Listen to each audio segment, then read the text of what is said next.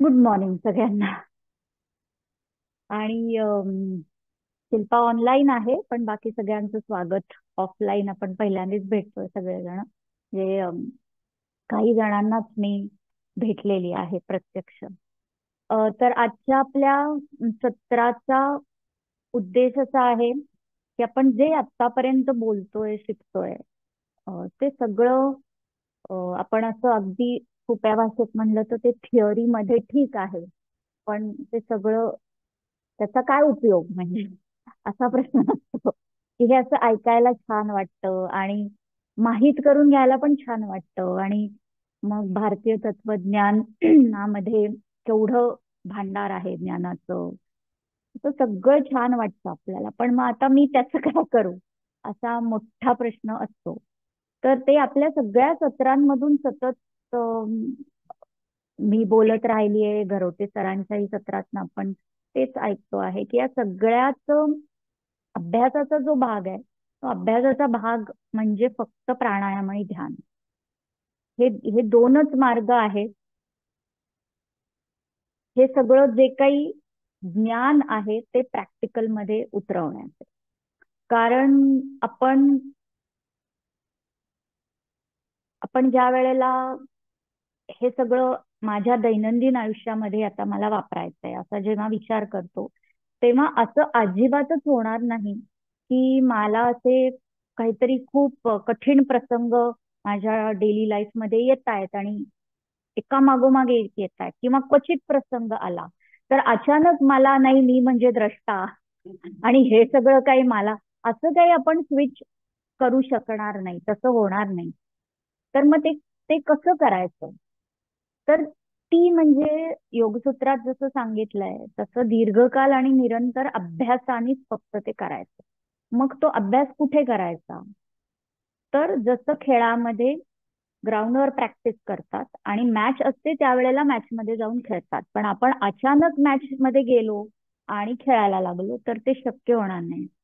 आपण अचानक एव्हरेस्टवर जाऊ शकणार नाही. मग त्यासाठी आपल्याला चालणं, हे सगळा हा जो सराव आहे, तो सगळा सराव म्हणजे ध्यान आणि प्राणायामाचा सराव आहे. कारण आपण सतत म्हणतो आहे की प्रतिप्रसव असा शब्द ऐकतोय आणि प्रक्रिया जी आहे ती सगळी प्रक्रिया ही अ, स्थूलामधून सूक्ष्माकडे जाण्याची प्रक्रिया आहे. आणि आपण आपल्या सगळ्या सत्रांमध्ये कोश कोशाचा जेव्हा विचार केला तेव्हा सतत बघितलं की प्रत्येक कोशामधलं स्थूल ते सूक्ष्म काय आहे. अन्नमय कोशामधलं स्थूल काय आहे, सूक्ष्म काय आहे. प्राणमय मधलं स्थूल काय, सूक्ष्म काय. मग या अभ्यासामध्ये आपण काय करतो, तर आत्ता या क्षणाला मी ज्या स्थितीमध्ये आहे, बसलेली आहे, चेअरवर आहे, योगा मॅटवर, जिथे कुठे आहे, तिथे माझ्यातलं आत्ता या क्षणाला सूक्ष्म काय आहे आणि ते मी ऑब्झर्व कसं करू शकते, त्या गोष्टीकडे मी सियर किंवा द्रष्ट्याच्या भूमिकेमधून कसं बघेन. आत्ता सुद्धा, कारण झोप अगदी आपलं श्वसन श्वासोच्छ्वास जरी म्हटला तरी आता आपण प्रत्येक जण श्वासोच्छवासाची जाणीवच आपल्याला नाहीये. ती इतकी जास्त इन्व्हॉलंटरी, ती इन्व्हॉलंटरी प्रोसेसच आहे आणि ती इतकी आपल्या नकळत चालू आहे की आपण त्याच्याकडे लक्ष नाही दिलं तरी ती चालूच असते. मग यातला पहिली पायरी अशी आहे की मला चालू असणारी, ऍक्सेसिबल असणारी, पण तरी सुद्धा सूक्ष्म अशी जी प्रोसेस आहे श्वासोच्छवासाची, तिथपासून सुरुवात करायची आणि श्वासोच्छवासाकडे बघायला लागायचं. जसं विपश्यना, जे विपश्यना ध्यान हेच आहे. आनापानसती तू केलेलं आहे विपश्यना, आनापानसती जी आहे ते हेच आहे, ज्यानी तुम्हाला ते श्वासोच्छवासाकडे बघायला शिकवतात.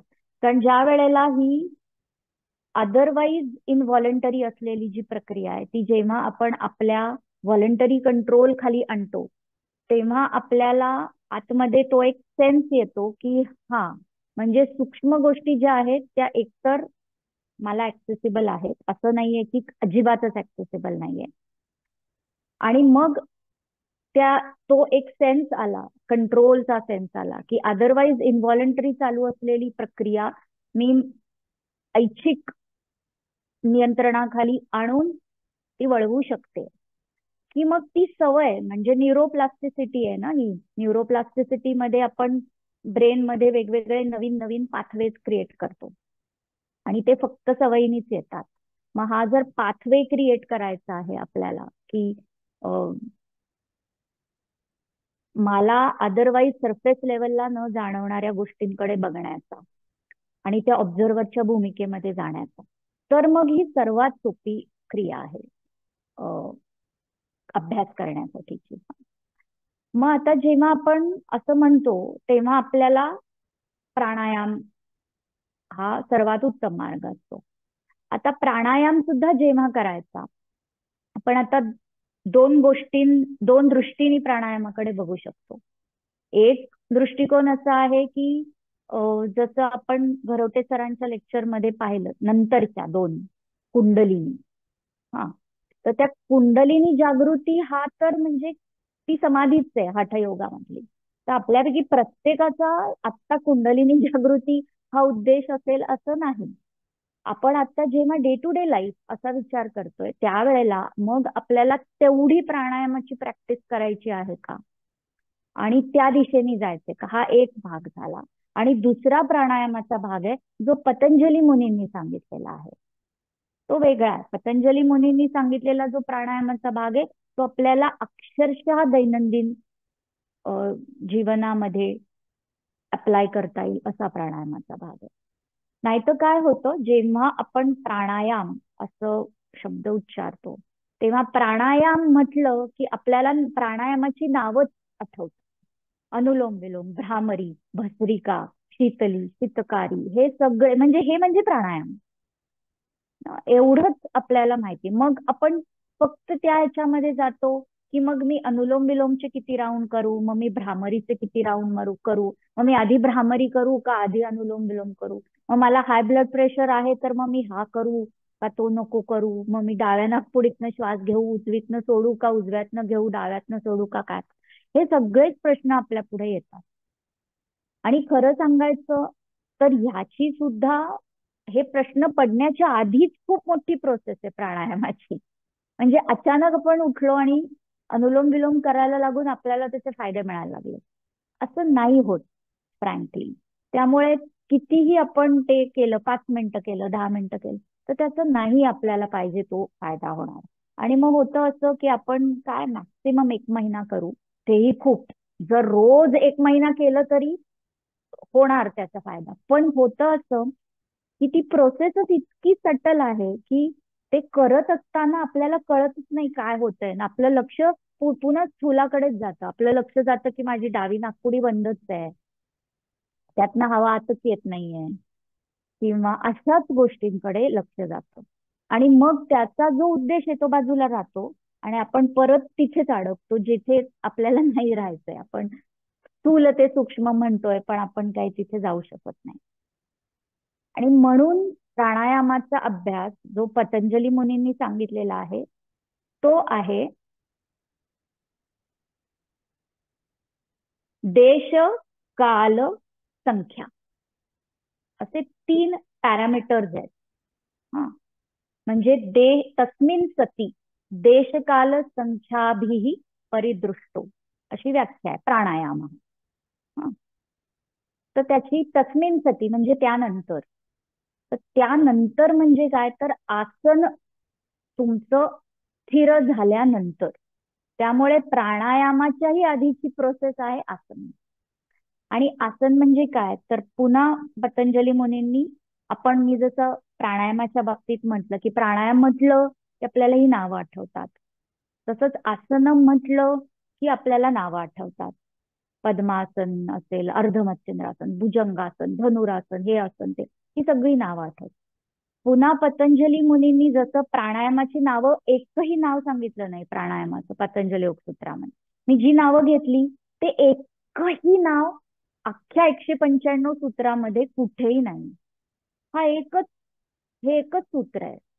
तस्मिन सती श्वास प्रश्वासयोः गतिविच्छेद हा प्राणायाम, आणि त्यानंतर देशकाल संख्याभिः परिदृष्टो, एवढीच व्याख्या सांगितलेली आहे. आसनांचं सुद्धा एकच सांगितलंय त्यांनी, स्थिरम सुखम आसन. बाकी कुठलंच आसन नाही सांगितलेलं त्यांनी. म्हणजे याचा अर्थ काय, तर प्राणायामाची प्रॅक्टिस करण्यासाठी आपल्याला एक असं आसन पाहिजे जे स्थिर असेल आणि ज्याच्यामध्ये आपल्याला सुख वाटेल, म्हणजे कम्फर्टेबल वाटेल. मग आपण चेअरवर बसलो तरी चालणार, आपण असं बसलो तरी चालणार, पद्मासनात बसलो तरी चालणार, आपण वृक्षासनामध्ये एका पायावर उभं राहून केलं तरी चालणार, पण ते स्थिर आणि सुख पाहिजे. त्यामुळे पहिली स्टेप आहे आसन, तस्मिन सती, त्यानंतर म्हणजे तुमची बैठक स्थिर झाल्यानंतर. त्यामुळे मी आधी त्याबद्दल 5-6 मिनिटं सांगते. कारण आपण आजचं सत्र अशा दृष्टीने करणार आहोत की जेणेकरून तुम्हाला तुमची 10 मिनिटाची प्रॅक्टिस मिळेल यातनं, जी तुम्ही रोज घरी करू शकाल. 10 मिनिटं आपापली प्रॅक्टिस. तर आसन असं बसलं तरी चालणार आहे, चेअरवर बसलं तरी चालणार आहे.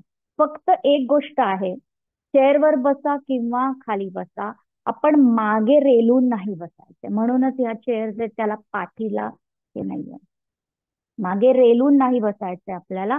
पाठीचा कणा ताठ ठेवून, खांदे मागे, आपले शोल्डर ब्लेड खाली घेऊन त्याला बसायचं. त्यामुळे शक्यतो फक्त प्राणायामासाठीच नाही, पण इन जनरलच आपण असं बसायला पाहिजे.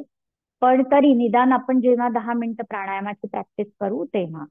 जर आपल्याला खाली बसायचंय तर आत्ता सगळेजण बसलेत तसं, म्हणजे एक काहीतरी 2 उशा घेतल्या तरी चालणार आहेत घरी खाली बसताना, आणि 2-3 उशांवर बसायचं. त्याचं कारण असं आहे, भगवद्गीतेमध्ये सुद्धा ध्यान योगामध्ये वर्णन करताना हेच वर्णन सांगितलेलं आहे. समकाया शिरोग्रीवम, हे सगळं एका लाईनीत ठेवून तुमचं डोकं, पाठीचा मानेचा मागचा भाग, पाठीचा कणा, टेलबोन हे एका लाईनीमध्ये ठेवून. आणि दुसरं म्हणजे थोडस वर असं आसन, एकदम खाली नाही बसायचं. याचं सिंपल फिजिओलॉजिकल कारण असं आहे की समजा मी अशी बसले, आता खूप सवय जेव्हा होते तेव्हा तुमची मांडी ब्रॉड होते आणि मग आपल्याला असं बसता येतं. पण सवय नसेल तर आपली मांडी अशी असते, आणि असं जेव्हा असतं तेव्हा गुडघे वर आहेत, आणि हे अशा पद्धतीने आपल्याला फार वेळ नाही बसता येत. मग आपण असे असे व्हायला लागतो, किंवा मग असं असं असं सगळं आपल्याला करावंसं वाटतं. त्यामुळे जोपर्यंत ही बैठक एकदम हलकी, म्हणजे सुखासन, सुखासन मला सुखच वाटतं यामध्ये, तेवढी होत नाही तोपर्यंत, किंवा खरं तर कायमच असं कशावर तरी उंच बसायचं. त्यांनी काय होतं, गुडघे, त्यातलं बेसिक प्रिन्सिपल काय आहे, आपले गुडघे हे आपल्या हिप जॉईंटच्या खालच्या लेवलला पाहिजे.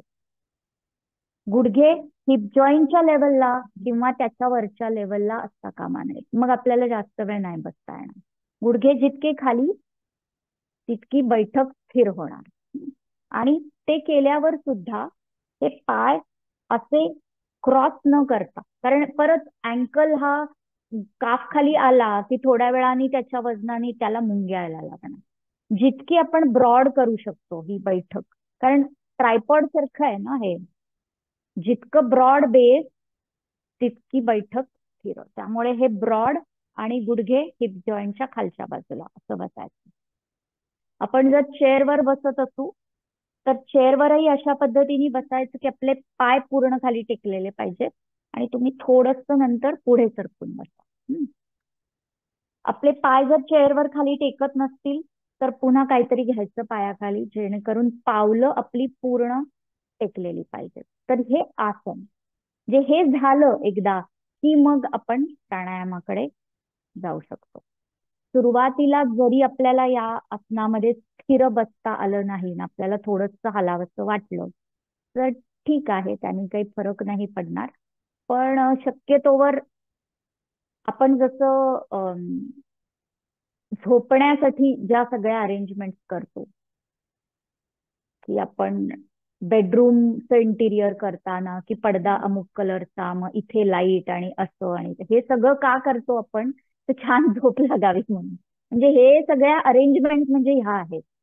म्हणजे आपल्याला प्राणायाम आणि ध्यान चांगलं व्हावं म्हणून. ते होणं न होणं हा वेगळाच भाग असतो. माझं ध्यान झालं का नाही झालं हा वेगळाच भाग आहे. There is no unsuccessful meditation और अनसक्सेसफुल प्राणायाम. म्हणजे मी काय म्हणते, जर जो केलेला नाहीये तोच अनसक्सेसफुल प्राणायाम किंवा मेडिटेशन आहे. जर केलं तर ते कायम सक्सेसफुलच आहे. झोप म्हणजे मी बेडवर गेलेच नाही झोपायला, तर मग ते अनसक्सेसफुल. झोप लागली नाही लागली हा पूर्ण वेगळा भाग आहे. तसं आहे ते, ध्यान झालं किंवा नाही झालं असं सक्सेसफुल आणि अनसक्सेसफुल. की म्हणजे माझं ध्यान होतच नाही असं म्हणणं चुकीचं आहे. As long as you are there, you are seated आणि तुम्ही प्रयत्न करताय, तोपर्यंत ते सक्सेसफुल असते. तर ही एकदा बैठक स्थिर झाली की आपण प्राणायामाकडे वळतो. प्राणायाम पतंजली मुनींच्या भाषेमध्ये श्वास प्रश्वास योहो गती विच्छेद. गती म्हणजे वेग आणि विच्छेद म्हणजे तो थांबवणं किंवा त्याचं नियमन करणं, व्यवस्थापन करणं. त्यामुळे श्वास आणि प्रश्वासाच्या गतीचं व्यवस्थापन, ही एक व्याख्या. आणि सर्वात महत्वाची जी प्रॅक्टिस आपण करणार आहोत, देश, काल आणि संख्या. देश याचा अर्थ स्पेस, ठिकाण. काल याचा अर्थ ड्युरेशन आणि संख्या, नंबर. मग आपल्याला पतंजली मुनी एक मॅट्रिक्स देतात. श्वास प्रश्वास म्हणजे आपलं इनलेशन एक्झलेशन हे एका बाजूला, आणि देश काल संख्या हे दुसऱ्या बाजूला. म्हणजे आपण जर ग्राफ काढला तर एका ऍक्सेसवर हे आहे, दुसऱ्या ऍक्सेसवर हे पॅरामीटर्स आहेत, देश काल संख्या. मग आता प्राणायाम, आपला आपला प्राणायाम आपण डिझाईन करू शकतो हे पॅरामीटर्स वापरून. मग मी माझी आजची प्राणायामाची प्रॅक्टिस मी असं म्हणू शकते मी की काय करणार, तर माझा श्वास म्हणजे माझं इनलेशन, माझ्या इनलेशनचं पेस म्हणजे माझं इनलेशन, मला या नाकामधनं श्वास आत आला, तो विंडपाईप मधून गेला, तो लंग्स मध्ये आला, मला तो श्वास घेतलेलं इनलेशन कुठपर्यंत ट्रॅक करता येतंय, म्हणजे स्पेस ऑब्झर्व करणं. किंवा एक्झलेशनची स्पेस मी ऑब्झर्व करू शकते का. मी असंही म्हणेन की मी पोटावर हात ठेवणार आणि इनहेल करताना माझं पोट कसं पुढे येतं आणि एक्झेल करताना पोट आत जात आहे हे ऑब्झर्व करत राहणार. पूर्ण 10 मिनिटं मी फक्त एवढंच करणार. हा प्राणायाम आहे पतंजली मुनींच्या भाषेमध्ये. म्हणजे मी श्वास आणि देश याचं कॉम्बिनेशन करून प्राणायाम केलं. किंवा मी उच्छ्वास आणि देश याचं कॉम्बिनेशन करून, म्हणजे मी म्हणू शकते की नाही मी फक्त एक्झलेशन ऑब्झर्व करणार, इनलेशन नाही. इनलेशन पॅसिव्हली होत राहील, पण माझं लक्ष म्हणजेच आलंबन, ध्यानाचं आलंबन हा प्राणायाम पण आहे आणि श्वास हे आलंबन घेऊन केलेलं ध्यान पण आहे. ध्यानाला एक कायम ऑब्जेक्ट ऑफ मेडिटेशन लागतं की कशावर ध्यान करणार, तर आपण श्वासावर ध्यान करतो, म्हणजे मग तो प्राणायामही आहे आणि ध्यानही. त्याच्यानंतर काल म्हणजे ड्युरेशन. पुन्हा तेच, मी माझा श्वास घेईन, इनहेलेशन घेईन आणि बघीन की माझं प्रत्येक इनहेलेशन किती काळ चालतंय आणि प्रत्येक एक्झलेशन किती काळ चालू आहे. त्यासाठी मी काही वेळ ऑब्झर्व करीन आणि मग बघायला लागेन. असं सांगता येत नाही की माझं प्रत्येक इनहेलेशन इक्वल ड्युरेशन साठीच असेल. त्यामुळे मी गृहीत धरून नाही चालणार की हा माझं पहिलं इनहेलेशन 6 सेकंद झालं तर मी पुढचे फक्त 6 सेकंद मनात मोजले, असं नाही. प्रत्येक इनहेलेशन किती काळ चालतं, हा पण एक पद्धतीचा प्राणायाम झाला. मग संख्या, संख्येला मी असं म्हणेन की मी पुढची 5 मिनिटं माझे श्वास मोजणार आहे, प्रत्येक श्वास मोजणार. मग इनहेलेशन एक्झलेशन म्हणजे एक ब्रेथ, ते मी राऊंड मोजणार पुढची 5 मिनिटं. हा पण प्राणायाम. त्यामुळे हा इतका सोपा प्राणायाम आहे, काहीही घेऊ शकतो आपण याच्यात. आणि तसं बघितलं तर एवढंच जरी केलं ना, तरी ही आयुष्यभर पुरणारी प्राणायामाची प्रॅक्टिस आहे. आयुष्यभर काय आपण रोज पाहिजे ती व्हरायटी करू शकतो. आणि जसं आसन जय जो असतो ना, म्हणजे मला आता आसन हा जो म्हणजे अन्नमय कोश, याच्यावर आता मी विजय मिळवला. आसनजय ही जी कॉन्सेप्ट आहे ना, ती आसनजय ही कॉन्सेप्ट मला किती वेगवेगळ्या प्रकारची आसनं करता येतात की नाहीच आहे. आसनजय म्हणजे काय? हे एकच आसन मी किती वेळ न हलता बसू शकते, तो आसनजय. मी पद्मासनामध्ये 1 तास बसले, किंवा जे काय बेसिक आसन असेल कुठलंही, त्यात मी कशी म्हणजे मी खुर्चीवर मी टीव्ही बघताना तर मी 5 तास बसतो, असं असं नाहीये ते. आणि तो आसनजय नाहीये. पाठीचा कणा ताठ ठेवून कुठलंही जे काय आसन असेल ते. पाठीचा कणा ताठ का? कारण आपण बघितलं, कुंडलिनी शक्ती म्हणजेच आपली प्राणशक्ती जी आहे ती या सेंट्रल ऍक्सेस मधनं वाहते. आणि त्यामुळे आपल्या संपूर्ण शरीरामध्ये जर प्राण जायला आपल्याला हवा असेल, तर पाठीचा कणा ताठ ठेवणं आवश्यक आहे. म्हणजे शवासनामध्ये सुद्धा 1 तास बसणं हे आसनजय आहे. बसणं म्हणजे झोपणं हे आसनजय आहे. पण झोपी न जाता तो आसन, कारण ते खूप अवघड आहे. कारण शवासनात आपण गेलो, आज आपण योगनिद्रा करणार आहोत, शवासनात आपण गेलो आणि एकदा आपली बॉडी रिलॅक्स व्हायला लागली की आपण घोरायलाच लागतो. तसं न करता, तसं न करता त्यामुळे योगनिद्रा ही थोड्या वेळात मी सांगते, तर तोही आसनजय आहे. तसं प्राणजय असं जर आपण बघितलं, तर प्राणजय म्हणजे मला 500 कपालभातीचे स्ट्रोक करता येतात, किंवा मला काय 2 मिनिटं श्वास रोखता येतो, हे नाहीये प्राणजय. हे सगळ्या प्रॅक्टिसेस आहेत, पण त्या वेगळ्या. आपल्याला जर त्या याला जायचं असेल, कुंडलिनी जागृती आणि हे, पण मग त्यासाठी तुमचं शरीर भयंकर तयार पाहिजे, मजबूत. म्हणजे आसन आणि हे मग तुम्हाला सगळी वेगळी प्रॅक्टिस आहे त्यासाठी.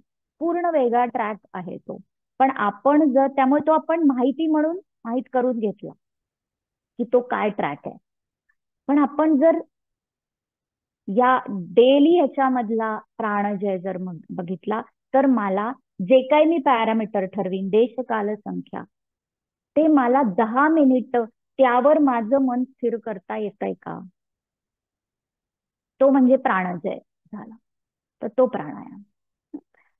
तिसरी गोष्ट, आणि यानंतर आपण आता प्रॅक्टिस करूयात, की प्राणायाम आणि ध्यान ही अजून सोपं करण्यासाठीची एक खूप सोपी प्रॅक्टिस म्हणजे ओंकार आहे. ओंकार चॅन्टिंग. ते परत पुन्हा पतंजली मुनींनी सांगितलंय. तस्य वाचक प्रणव. प्रणव म्हणजे ओंकार. तस्य म्हणजे त्याचा.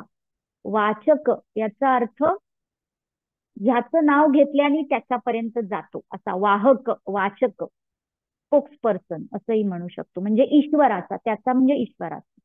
ईश्वराचा कोण वाचक असेल तर तो म्हणजे ओंकार, असं सांगितलंय. आणि आपल्यासाठी या प्रॅक्टिस पुरता आपल्या डेली साधनेचा जर विचार केला, तर आपण श्वास म्हणजे ईश्वर असं जर मानलं, तर त्या श्वासापर्यंत पोहोचण्याचा आणि त्या श्वासाला ऑब्झर्व करण्यासाठीच एक माध्यम ओंकार आहे. ती बेसिक प्रॅक्टिस, ती जर सुरू केली तर आपल्याला आपल्या एक्झलेशनचा अंदाज येतो ना. कारण आपण एक्झेल केल्याशिवाय बोलू शकत नाही. आपण बोलतो म्हणजे आपण एक्झेल करतो. आपण एक्झेल न करता काहीच बोलूच शकत नाही. कुठला मंत्र काहीच करू शकत नाही. त्यामुळे एक ओंकार, एक एक्झलेशन. आपला एक्झलेशनचा जेवढा कालावधी तेवढा ओंकाराचा कालावधी. तर आपण सुरुवात आज करूयात ओंकाराने. मग त्यानंतर मी ओंकार चॅन्टिंगचा एक प्रकार सांगते, 2 प्रकार सांगेन. मग आपण हा पतंजली मुनींनी सांगितलेला प्राणायाम करू आणि त्यानंतर योगनिद्रा करू. आपण योगनिद्रा जी करणार आहोत ती 15 मिनिटांची योगनिद्रा करणार आहोत. त्याचं ऑडिओ रेकॉर्डिंग तुम्हाला मिळेल. मग ती तुम्ही मी तर सांगते की निदान आठवड्यातले 4 दिवस योगनिद्रा करा, 15-15 मिनिटाची. कारण अमेझिंग पॉवर आहे योगनिद्रेमध्ये. योगनिद्रा हा प्रकार काय आहे की आपला ब्रेनच्या वेगवेगळ्या फ्रिक्वेन्सीमध्ये वेगवेगळ्या स्टेट जाणीवेच्या वेगवेगळ्या अवस्थेत ब्रेन वेगवेगळ्या फ्रिक्वेन्सीत काम करतो. ब्रेन वेव्ह वेगवेगळ्या फ्रिक्वेन्सीमध्ये चालतात, अल्फा, बीटा, थीटा अशा. तर आपण ज्या वेळेला डेली ट्रान्झॅक्शन करतोय त्यावेळेला एक प्रकारच्या ब्रेन वेव्ज आहेत. आपण ज्या वेळेला रिलॅक्स स्टेटमध्ये आहोत त्यावेळेला एक प्रकारच्या ब्रेन वेव्ज आहेत. आपण जेव्हा निद्रावस्थेमध्ये आहोत त्यावेळेला एक प्रकारच्या ब्रेन वेव्ज आहेत. योगनिद्रेमध्ये आपण काय करतो तर आपल्या ब्रेनला बॉर्डर लाईनवर ठेवतो. म्हणजे संपूर्ण जागृत अवस्था आणि संपूर्ण निद्रा अवस्था या दोन्हीच्या मध्ये आपले जे सेन्सेस आहेत ते सेन्सेस काय क्रमाने झोपी जातात त्याला एक क्रम आहे. तर त्या क्रमामध्ये सर्वात शेवटी झोपी जाणारा जो सेन्स आहे तो म्हणजे आपला ऑडिटरी सेन्स आहे. हा, पण डोळे मिटले की आपण सहज येतो इनपुट बंद करणं. व्हिज्युअल इनपुट तर लगेचच जातो. त्यानंतर क्रमाक्रमाने आपला टेस्ट, मग स्मेल, स्पर्श आणि आपला ऑडिटरी इनपुट असे झोपी जातात. योगनिद्रा ही गायडेड प्रॅक्टिसच आहे. जसं प्राणायाम ध्यान आपापलं करता येतं तसं योगनिद्रा आपापली नाही करता येत. न्यासाची एक प्रॅक्टिस आहे जी आपापली करतात पण ती सिमिलर आहे, पण योगनिद्रा गायडेड करायला लागते. त्यामुळे काय असतं की सूचना मिळत असतात तुम्हाला आणि तुम्ही ते फॉलो करता. त्यासाठी तुमचं ऑडिटरी सेन्स जागा असणं गरजेचं आहे. आणि म्हणून योगनिद्रेमध्ये जागं राहायला पाहिजे, झोपी नाही जाता काम. सुरुवातीला 100% असं होईल की आपण झोपी जाऊ, पण दॅट्स ओके. सुरुवातीला ते होणं म्हणजे 15 मिनिटांच्या योगनिद्रेमध्ये कदाचित 2-4 मिनिटं अशी जातील की गाढ झोप लागली, पण कायम इन्स्ट्रक्शन चालू असतात, ऑडिटरी सेन्स जागा असतो. मग परत कुठली तरी इन्स्ट्रक्शन पासून आपण पुन्हा जोडले जातो आणि ती प्रॅक्टिस करायला लागतो. आपण आता ओंकार प्रॅक्टिस करायला सुरुवात करूया. आपण आता सुरुवातीला फक्त ओंकार म्हणणार आहोत, साधं. त्याला काही लॉजिक काय नाही, किती वेळ, किती वेळ, मग किती वेळ असं काहीच न करता ओंकार जसा उत्स्फूर्त येईल तसा म्हणणार आहोत. तर आपण 11 वेळा ओंकार म्हणूयात. त्यासाठी आपण चष्मा घातला असेल तर चष्मा काढून ठेवूयात.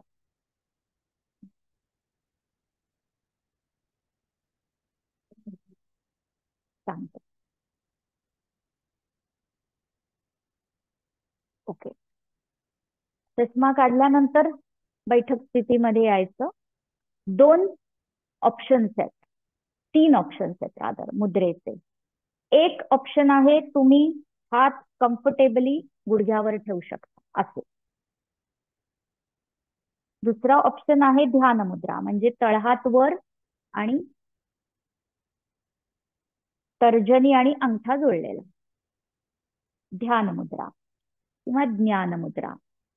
उरलेली 3 बोटं रिलॅक्स ठेवायची, अशी ताणायची गरज नाही, एकदम रिलॅक्स ठेवायची. हा एक पर्याय आहे. याच्यामध्ये सुद्धा आपल्याला काही जणांचं असं होतं की एल्बो ताठ ठेवून असं बसतो आपण. तर अशी कुठलीही बॅक आर्च करून एल्बो ताठ ठेवून असं बसायची गरज नाही, एकदम कम्फर्टेबली बसायचे. साधारणपणे कोपर खांद्याच्या खाली असं येतं साधारण. हा, ही एक मुद्रा आहे. अजून एक मुद्रा जी कदाचित खुर्चीवर बसल्यावर फारशी कम्फर्टेबल नाहीये, पण आपण खाली बसत असू तर यालाही ध्यान मुद्रा म्हणतात किंवा पद्म मुद्रा आपण म्हणतात, की हात एकावर एक ठेवायचे.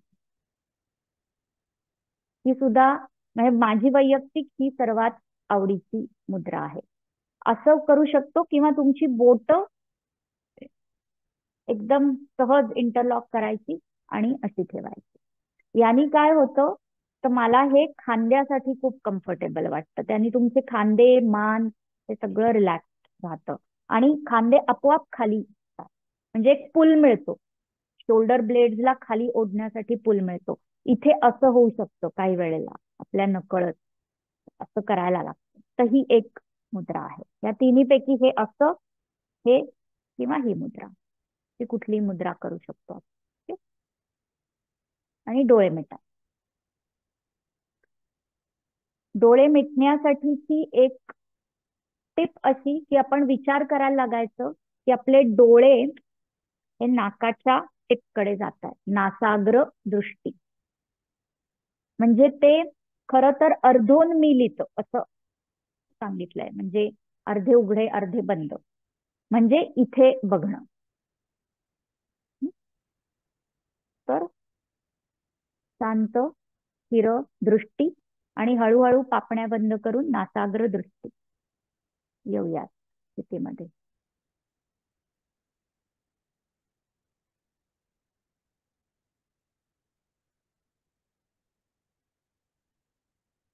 चेहऱ्याचे सगळे स्नायू पूर्ण शिथिल करायचे.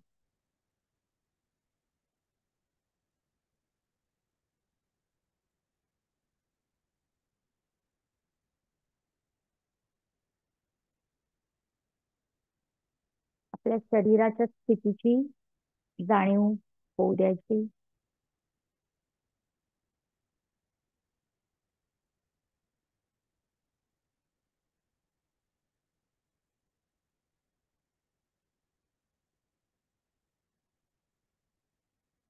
मान पूर्ण शिथिल, मानेचे स्नायू शिथिल,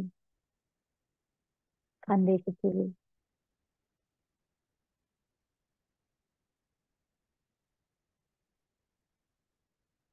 आपलं संपूर्ण वजन शरीराच्या खालच्या भागावर टाकून द्यायचं. पायापासूनचा खालचा भाग जमिनीमध्ये किंवा खुर्चीमध्ये घट्ट रोवलेला आहे.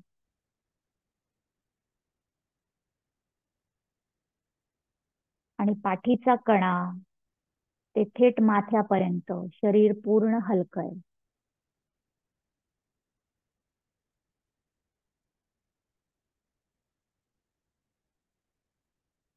चेहऱ्यावर मितहास्य, त्यांनी चेहऱ्याचे स्नायू रिलॅक्स होणार आहेत.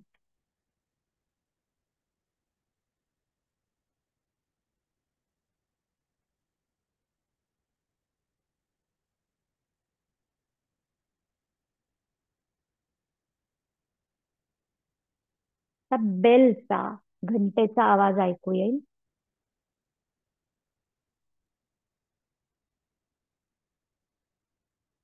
घंटेचा आवाज ऐकू आला की आत्ता जी शरीराची स्थिती आहे त्यापेक्षा जास्त रिलॅक्स स्टेट मध्ये शरीर जाणार आहे असा विचार करायचा.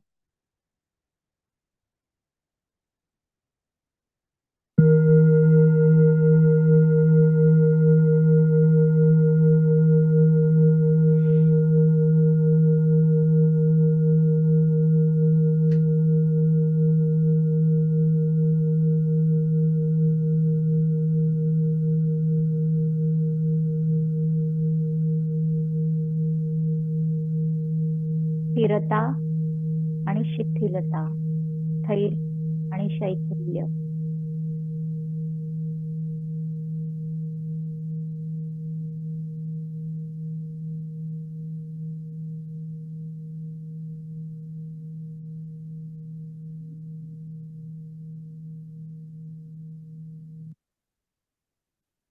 आपलं शरीर पूर्ण स्थिर आहे, शिथिल आहे. आता आपलं शरीर अशा स्थितीमध्ये आहे जिथे त्याकडे लक्ष देण्याची कुठलीही गरज नाही. त्यामुळे आता आपण लक्ष श्वासावर देऊ शकतो.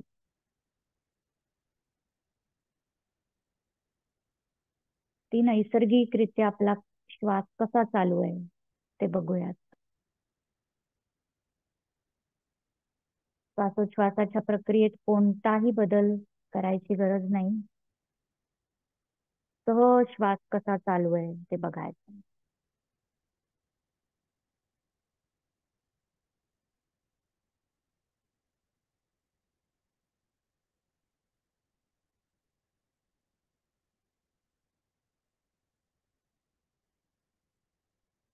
श्वास आपण जेव्हा घेतोय तेव्हा पोट फुगतं, छाती फुगते. आणि श्वास सोडताना पोट पाठीच्या कण्याकडे जातं आणि छाती रिलॅक्स होते.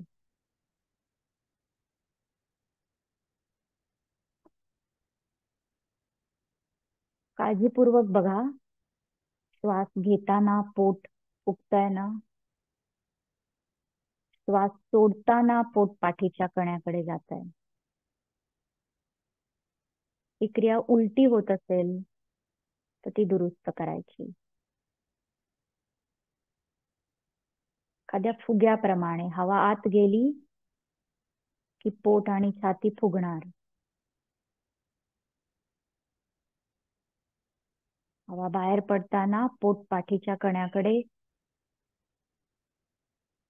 आणि छातीचे स्नायू शिथिल.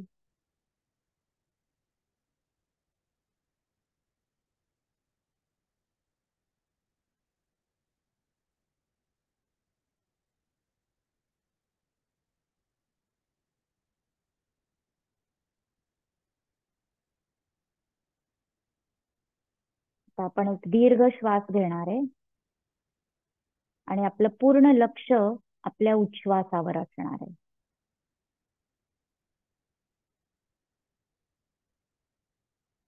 श्वास घ्यायचा आणि आपल्या उच्छ्वासाला फॉलो करायचं सुरुवातीपासून शेवटपर्यंत.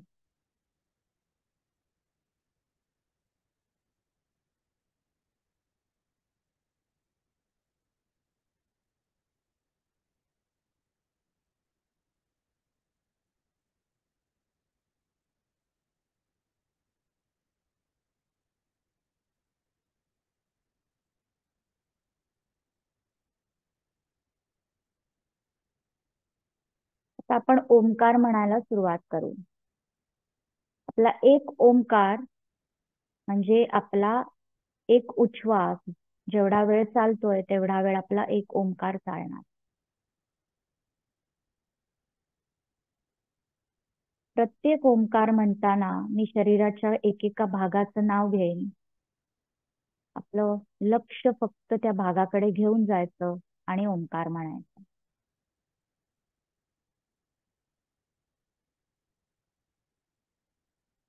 श्वास घेऊयात. लक्ष दोन्ही पायांकडे न्यायचं आणि ओंकार म्हणायचं.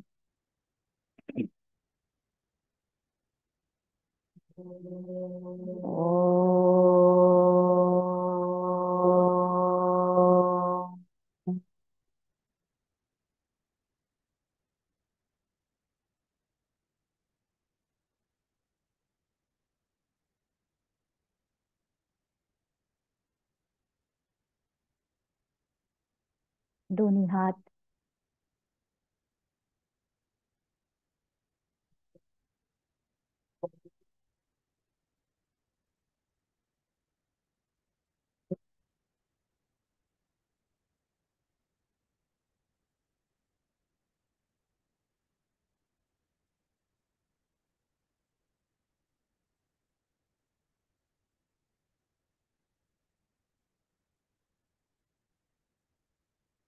पोट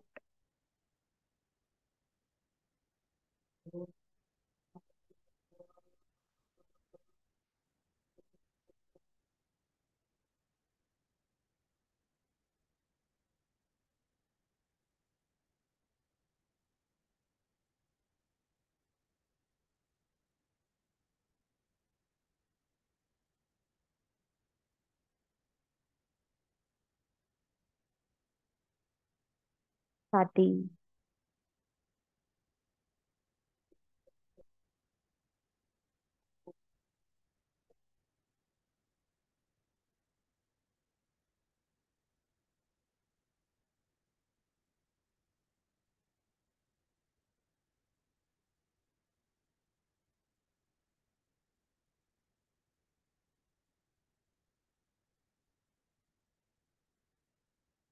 पाठ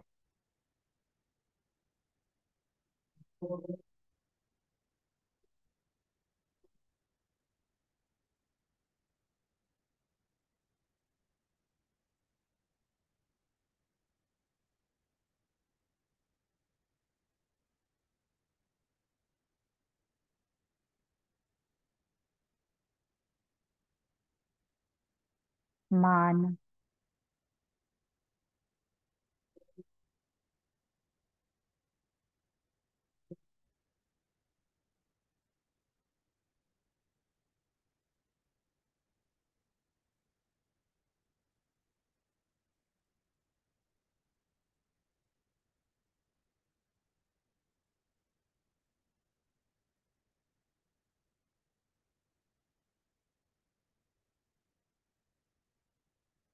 कंठ.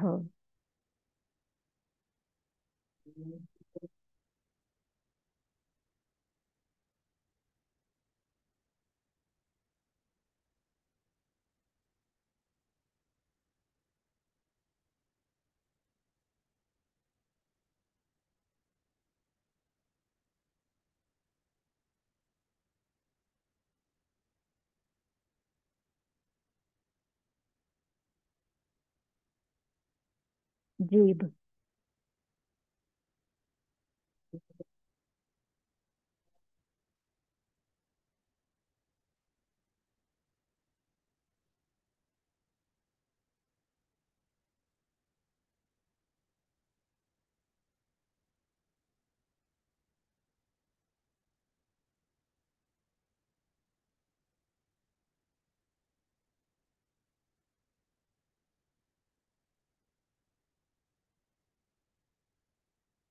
नाकाचं टोक.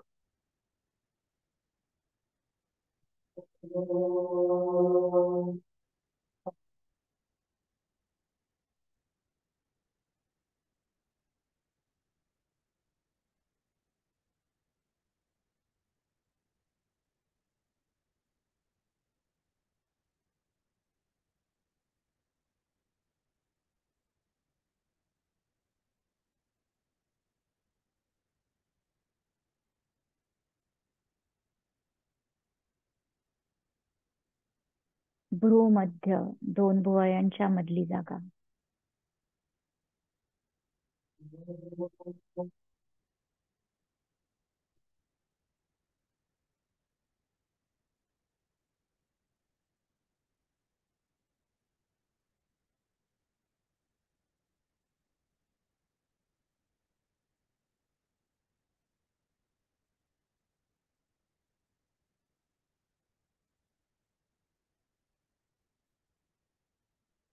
माथा.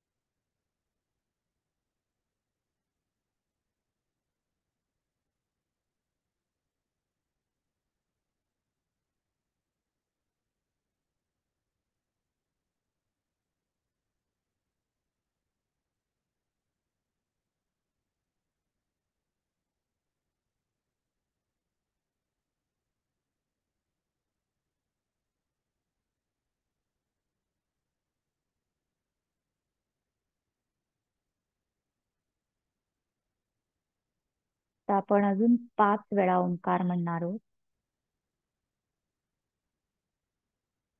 यावेळेस आपण लक्ष देणार आहोत दोन ओंकारांच्या मध्ये असलेल्या शांततेवर.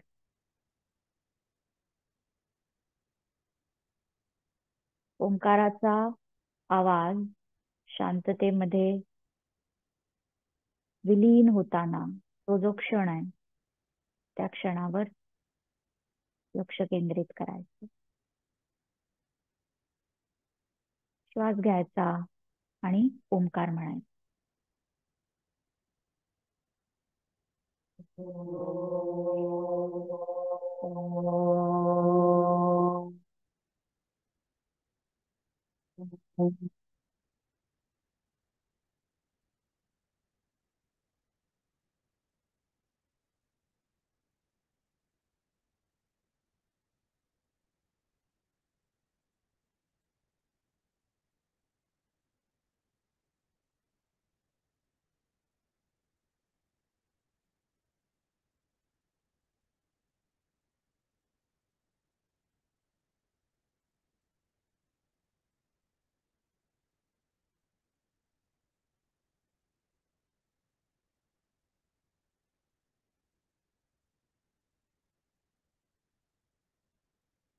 मनात दुसरा विचार आला की ओंकार म्हणायला सुरुवात करायची. ओ.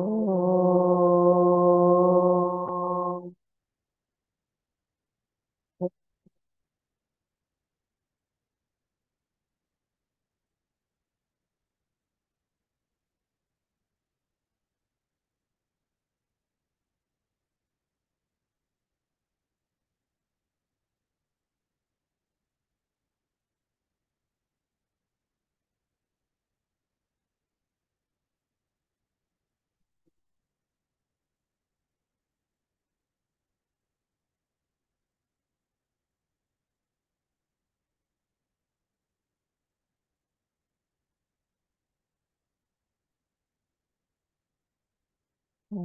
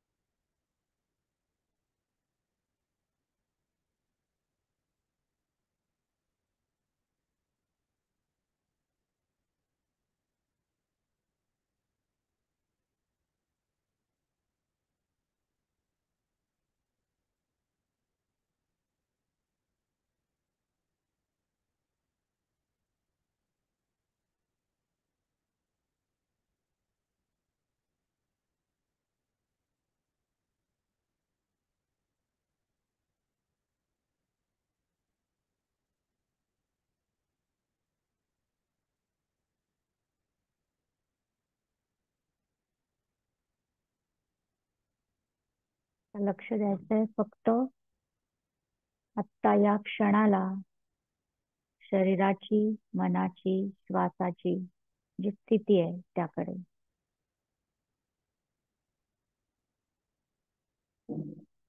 कोणताही निष्कर्ष काढायचा नाही.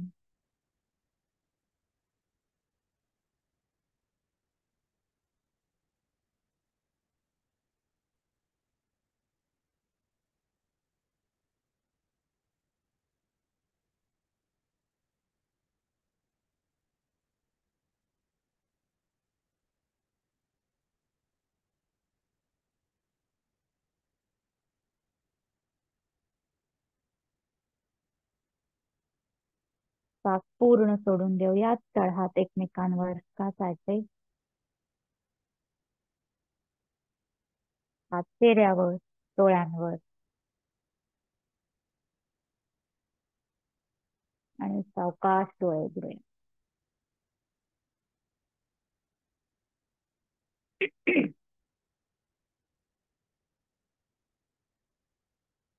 ओके. आता तुम्हाला थोडंसं पाय हलवून परत बसायचं असेल तर बसू शकता.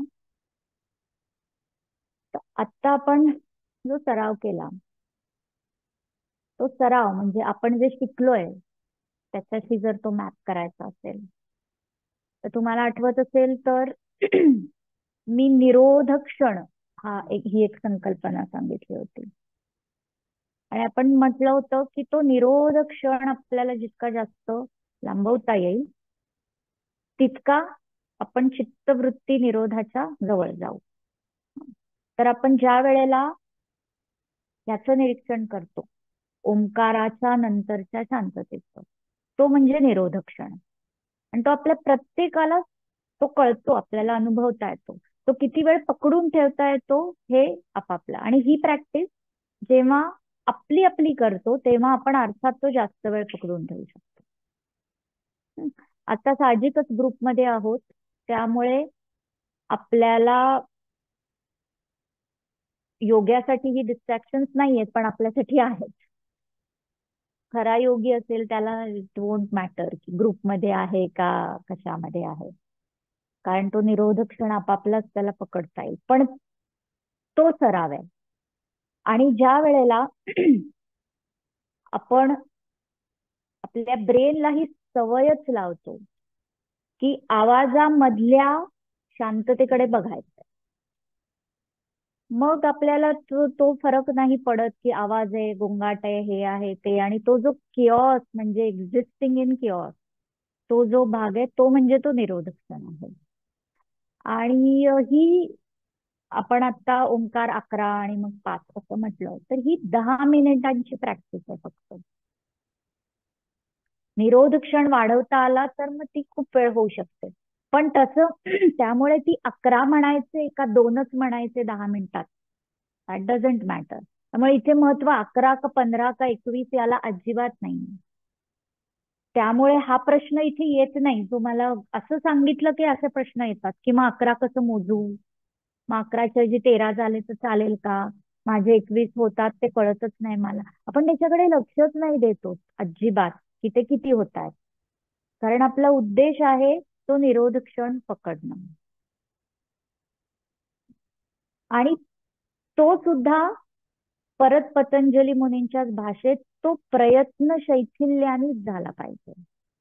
त्याचा स्ट्रेस नाही घ्यायचा आहे आपल्याला की अरे तो पकडताच येत नाहीये मग माझं असं होत नाहीये तसं. म्हणजे इनफॅक्ट ही सगळी प्रोसेस काय आहे, तर तो पकडता येत नाही हे सुद्धा ऑब्झर्व करणं, त्यांनी काही कन्क्लुजन न काढता की मला ते येत नाहीये आत्ता करंटली, नंतर काही त्याच्या ध्यानात किंवा त्या साधनेत काय झालं याची चर्चा नंतर करण्याचा तर प्रश्नच येत नाही. कारण पुन्हा आपण हे जे सगळं शिकलोय त्यानुसार you have to drop it once it is done. त्याचा त्याचं काही नाही, ती दिवसभरही ती प्रॅक्टिस कॅरी नाही करायची किंवा दुसऱ्या दिवशीच्या प्रॅक्टिस मध्येही आदल्या दिवशीचा अनुभव आपल्याला आणायचा नाही. पण जेव्हा ते होतंय तेव्हा जर मला हे ऑब्झर्व करता आलं विदाऊट गेटिंग फ्रस्ट्रेटेड की मला निरोध क्षण पकडता येत नाहीये, तर मग झालं ना meditation. That is what we want.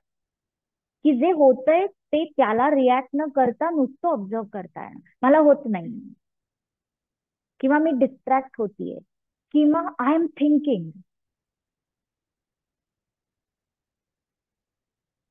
हेच ऑब्झर्व करायचं आहे. म्हणजे मला ओंकारावर लक्ष नाही केंद्रित करता येते. I am thinking. The moment you observe that you are thinking, you are already the seer, you are not the thinker त्या मोमेंट मध्ये, है ना. आपण द्रष्टा आणि दृश्य असं म्हणतोय ना. दृश्य काय आहे, थिंकिंग. आय एम थिंकिंग असं म्हटलं कीच मी थिंकर पासून बाजूला झाले ना, असं झालं. So I become the observer of the entity who is thinking. असं असं होतं. आणि तीच प्रॅक्टिस आहे. म्हणून मी म्हणलं की ते सक्सेसफुल ध्यान आणि अनसक्सेसफुल असं नाहीये. म्हणजे मी फक्त मला 11 वेळा ओम म्हणता आले म्हणजे माझं ध्यान झालं असं नाहीच आहे. ते जे काही 11 ओंकार मी म्हटले त्यामध्ये मी पूर्ण होते तेव्हा मी डिस्ट्रॅक्टेड होते, तर मला माहित होतं की मी डिस्ट्रॅक्टेड आहे. त्यातल्या एकदा खूप छान झालं, तेही त्याचा मी आनंद नाही साजरा करत आहे, तेव्हा मला माहित होतं की या ओंकारला माझा फोकस झाला. है ना. त्याला काहीच लेबल न लावता, कुठलंही कन्क्लुजन त्याच्यामधनं न काढता ती प्रॅक्टिस आहे. त्यामुळे ही एक प्रॅक्टिस 10 मिनिटाची आपण दररोज करू शकतो. 10 मिनिट असं म्हणूयात, त्यात 11 का 21 का 2 का 5 का 7 हा अजिबात तिथे पॉइंट नाही. पण ही 10 मिनिटाची प्रॅक्टिस आहे. ही केव्हा करायची, तर जर का आपल्याला रात्री छान झोप लागत नाही असं वाटत असेल, तर झोपेच्या आधी करायची. आणि त्यानंतर मात्र काही नाही करायचं. म्हणजे हे 11 ओंकार म्हणल्यावर आपण परत काहीतरी करत बसलो, मोबाईल आणि हे, तर त्याचा उपयोग नाही. जस्ट झोपायच्या आधी आणि मग झोपायचं. किंवा कुठलंही काम म्हणजे आपला अं, कामाचा दिवस सुरू होण्याच्या आधी करायची. म्हणजे इवन ब्रेकफास्टच्या आधी. ब्रेकफास्ट झाल्यावर पण नाही, म्हणजे पोट रिकामं असतात, ती करायची. आपण मध्ये आधे दुपारी संध्याकाळी ती केव्हाही करू शकतो. मग इनफॅक्ट हे आपण पूर्ण कामकाजाच्या दिवसाच्या मध्येच केव्हा तरी हेच हाच ओंकार आपण मानसिक म्हटला तरी चालणार आहे. म्हणजे मेंटल ओंकार चॅन्टिंग करायचं, जोरात नसेल करता येत, हा ही करू शकतो. अजून एक प्रकार आहे ओंकार म्हणण्याचा, त्याचे जरा फिजिओलॉजिकल म्हणजे थेरपेटिक बेनिफिट्स जास्त आहेत. हा जो आपण आता बघितला तो श्युअर आपल्या काय म्हणू मनोमय कोशावर काम करणारा. अजून एक प्रकार आहे ओंकाराचा, ऱ्हस्व ओंकार. आपण प्रत्येक जो वर्ण उच्चारतो त्याचे ऱ्हस्व, दीर्घ, प्लुत असे 3 प्रकारचे उच्चार असतात. म्हणजे क, का आणि का असे उच्चार. क ऱ्हस्व उच्चार म्हणजे एकच मात्रा. का दीर्घ उच्चार, त्याच्या डबल 2 मात्रा. आणि का 3 मात्रा. म्हणजे क, का, की किंवा का, हे जे काय 1 2 3. आता हा मात्रा हा जो काय भाग आहे तो म्हणजे आपण एक जो टेम्पो ठरवू त्याच्या मधली गॅप. मग तो मी असा असा हा असेल, किंवा हा असेल, किंवा अजून स्लो असेल. या 2 बीट्सच्या मधली जी गॅप आहे ती म्हणजे 1 मात्रा. तो आपापला टेम्पो कसाही असू शकतो. हा. तर ऱ्हस्व ओंकार म्हणजे काय, तर माझ्या एका श्वासामध्ये मी 8 वेळा ऱ्हस्व ओंकार म्हणणं. ओके, एका श्वासामध्ये. म्हणजे आता मी श्वास घेतला आणि त्यानंतर आता त्यासाठी पहिलं काय पाहिजे, मला साधारण माझ्या उच्छ्वासाची कल्पना पाहिजे. मग मी माझा उच्छ्वास 8 इक्वल पार्ट मध्ये डिवाइड करू शकणार आणि मग मला तसा ओंकार म्हणता येईल. त्यामुळे पहिली प्रॅक्टिस हा ओंकार आपल्याला माहिती पाहिजे की आपण कसं करतोय. आणि मग श्वास घेतला आणि ओम ओम ओम ओम ओम ओम ओम ओम 8 वेळामध्ये एका उच्छ्वासामध्ये. तिथे मी मध्ये थांबून पॅसिव्हली इनहेल नाही करत आहे. म्हणजे मी ओम ओम ओम ओम असं नाही म्हणत आहे. ही सुद्धा एक प्रॅक्टिस आहे. ही म्हणजे एक ऱ्हस्व ओंकार एका श्वासात म्हणणं, एका तेही चालतं. हे जर मला करायचं असेल तर याला 108 म्हणायलाही खूपच कमी वेळ लागेल. समजा मी एका सेकंदाला 1 ओम म्हणला, ओम ओम ओम ओम ओम, तर 108 सेकंदात 108 ओंकार होतील माझे, है ना. तर 108 सेकंद 108 ओंकार, किंवा मुळात ऱ्हस्व ओंकार म्हणजे एका मात्रेला 1 ओंकार, ही प्रॅक्टिस 10 मिनिट रोज, ही हाय ब्लड प्रेशर साठी खूप effective practice. High blood pressure किंवा डायबिटीज साठी ऱ्हस्व ओंकाराची. फक्त त्याचं हे आहे की आपण सूर्योदयापूर्वी नाही, संध्याकाळात करायची, सूर्योदयापूर्वी किंवा संध्याकाळच्या सूर्यास्ताच्या आधी अशी करायची. हा ऱ्हस्व ओंकार म्हणजे मी आता हा ऱ्हस्व ओंकार अशासाठी सांगतेय की एखाद्या दिवशी आपल्याला जर ओंकारामध्ये व्हरायटी आणायची असेल तर आपण असं करू शकतो. जे ओम ओम हे 8 वेळा. अजून एक आहे, हे 8 + 9 पण ऍड करायचा, तो लांब व्हायचा. ओम ओम ओम ओम ओम ओम ओम ओम ओम. एका उच्छ्वासामध्ये, एका एक्झिलेशन मध्ये. आता हे कसंही आपापल्या ह्याच्यानुसार असेल, ओम ओम ओम ओम ओम ओम ओम ओम ओम असंही असू शकेल. त्यात चूक बरोबर असं काहीच नाही. परत ते माहिती असणंच आहे की माझा उच्छ्वास किती चालतोय ते माहित असणं. अजून एक खूप छान प्रॅक्टिस आहे जी लहान मुलं खूप एन्जॉय करतात, ती लहान मुलांना शिकवू शकता तुम्ही. आणि खूप छान आणि इफेक्टिव्ह प्रॅक्टिस आहे. इन जनरल आपला जो नेझल पॅसेज असतो तो अनब्लॉक करायची. म्हणजे आपल्याला जर सकाळी उठल्यावर हे ब्लॉक्ड आहे असं वाटत असेल, नॉस्ट्रिल्स ब्लॉक्ड आहेत, तर अनुनासिक ओंकार. आपल्या वर्णमालेमध्ये अनुनासिक आहेत ना, म्हणजे क ख ग घ ङ, च छ ज झ ञ, ट ठ ड ढ ण, त थ द ध न, प फ ब भ म. सगळी जी अनुनासिक आहेत म्हणजे ङ य ण न म, तर ही अनुनासिक घ्यायची आणि यांची बाराखडी असते. म मा मी मी मू मू मे मै मो मौ मम महा. तर ती कशी म्हणायची, तर श्वास घ्यायचा, आपले दोन्ही हाताच्या इंडेक्स फिंगर, तर्जनी, ती आपल्या ह्या नॉस्ट्रिलचा जो सॉफ्ट भाग आहे त्याच्यावर मारायची. आणि ते म्हणता म्हणता ही बाराखडी म्हणायची, ती मारता मारता. म्हणजे श्वास घेतला मी, म मा मी मी मू मू मे मै मो मौ मम महा मोम भोम भोम भोम भोम भोम भोम भोम भोम भोम भोम भोम भोम भोम भोम भोम. म्हणजे मी बाराखडी म्हटली आणि त्यानंतर एक ऱ्हस्व ओंकार म्हटलं.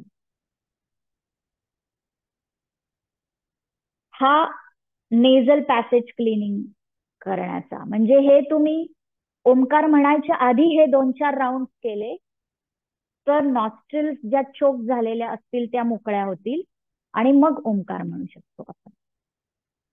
आणि हे ना आपण जितकं अवघड अनुनासिक घेऊ, म्हणजे आता ग ग वगैरे घेतलं तर ते अजून असं फनी होतं. म्हणजे नंगांग गिंग गिंग गोंग गोंग डेंग डेंग गोंग गोंग गम गहा गोंग गोंग गोंग गोंग गोंग गोंग गोंग गोंग गोंग.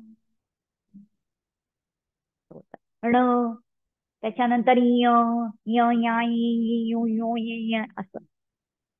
तर ही प्रॅक्टिस लहान मुलांना आवडते. तर ही करायला खूपच. फक्त त्यांना बाराखडी माहिती पाहिजे. म्हणजे अ आ इ ई उ ऊ ए हे सगळं माहिती पाहिजे. हो हलतेच ना, ही मोठ्यालाही माहिती नसतं सगळं. ते म्हणजे ती वर्णमाला माहिती पाहिजे. आणि हे तर अनुनासिक ओंकार किंवा ऱ्हस्व ओंकार आधी म्हणून मग ही 10 मिनिटाची आपण जी, म्हणजे ही जरा त्यातली त्यात फिजिकल प्रॅक्टिस आहेत, अनुनासिक ओंकार आणि ऱ्हस्व ओंकार. आणि हे ओंकार चॅन्टिंग आहे, ही त्यातल्या त्यात सूक्ष्म प्रॅक्टिस आहे ज्याचा उद्देश वेगळा आहे. मग त्याचा उद्देश हा एक. त्यानंतर आपण आता एक पतंजलींच्या प्राणायामाची प्रॅक्टिस करू, ज्याच्यामध्ये आपण संख्या बघू. म्हणजे 5 मिनिटं घेऊ आणि 5 मिनिटं आपण श्वास मोजणार आहोत आणि त्यानंतर आपण योगनिद्रा करू. मग त्यासाठी तुम्ही सगळेच जण आता मॅटवर झोपा आणि श्वास मोजण्यासाठी मॅटवर झोपण्याची एक जी स्थिती आहे ज्याने आपल्याला श्वास जास्त इफेक्टिव्हली मोजता येईल ती स्थिती दाखवते. त्याने आपलं जे ऍब्डॉमिनल ब्रीदिंग आहे, उदर श्वसन ज्याला म्हणतात, ते आपलं सहज होतं आणि आपोआप आपलं त्याच्याकडे लक्ष जातं. तर आपण झोपायचं आणि पाय गुडघ्यात फोल्ड करायचं. पाय गुडघ्यात फोल्ड केले की आपलं जे टेलबोन आहे ते पूर्ण टेकतं जमिनीला. मग आपला हात, दोन्ही हात किंवा एक हात पोटावर ठेवायचा आणि लक्ष पोटावर न्यायचं. म्हणजे श्वास घेताना पोट वर येणार, श्वास सोडताना पोट खाली जाणार. हे जे उदर श्वसन आहे, हे या स्थितीमध्ये आपोआप लक्ष जातं आपलं त्याकडे. आपण जर बसलेलो असो तर उदर श्वसनाकडे लक्ष देणं थोडं अवघड आहे. फ्लॅट झोपल्यावरही अवघड आहे, कारण काही वेळेला टेलबोन वर उचललं जातं आपलं. त्यामुळे आपण 5 मिनिटं या स्थितीत येऊ आणि श्वासाचं निरीक्षण करू आणि मग योग निद्रा करू.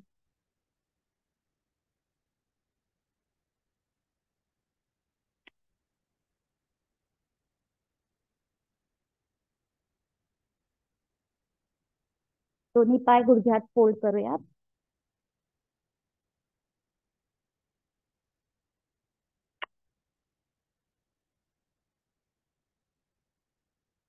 हात पोटावर ठेवूयात. डोळे मिटायचे.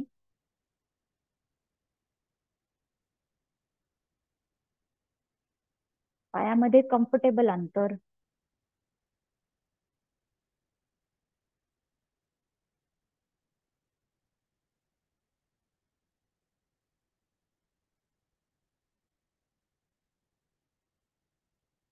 आणि संपूर्ण लक्ष श्वसनाकडे.